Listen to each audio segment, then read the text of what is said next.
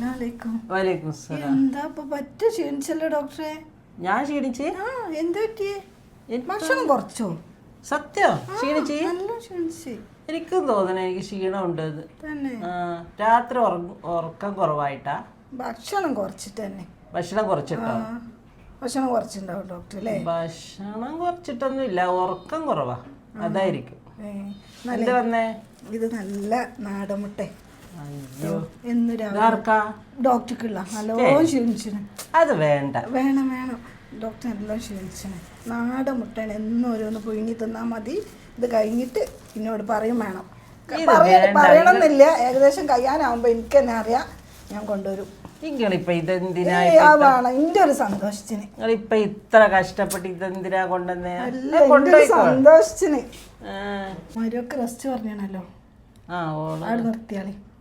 എന്ത് നിർത്താന്? റെസ്റ്റ് നിങ്ങള് നിർത്തിയാളി. റെസ്റ്റ് നിർത്തേ? നാളെ കാണിക്കാൻ വരും. അപ്പൊ സ്കാനിങ് കഴിഞ്ഞിട്ട് നിങ്ങളോട് പറഞ്ഞാളി റെസ്റ്റ് മതിയെന്ന്. ഓളെ പെരയിലേന് ഇത്രയും കാലം നിങ്ങൾ പറഞ്ഞാൽ കേൾക്കും. നാളെ ഓളമ്മ ഉണ്ടാവും, എനിക്ക് പറയാൻ പറ്റൂല. റെസ്റ്റ് എന്ന് പറഞ്ഞാൽ അവിടെ തന്നെ നിൽക്കുക. നാളെ നിങ്ങളും വരും?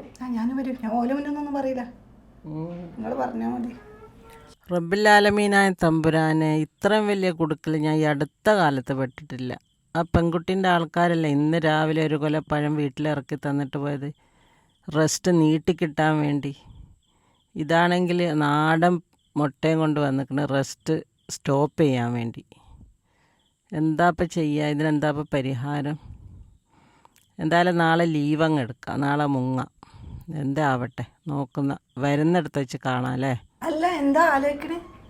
ഒന്നുമില്ല, നാളെ വരുന്നേ. നാളെ തന്നെ വാട്ടോ. ശരി, എന്നാ നാളെ കാണാം. ഇത് വേണ്ടായിരുന്നു. നിങ്ങള് കഴിയുമ്പോ പറഞ്ഞാൽ മതി കേട്ടോ. എന്നാ കഴിയുമ്പോ പറയാല്ലേ?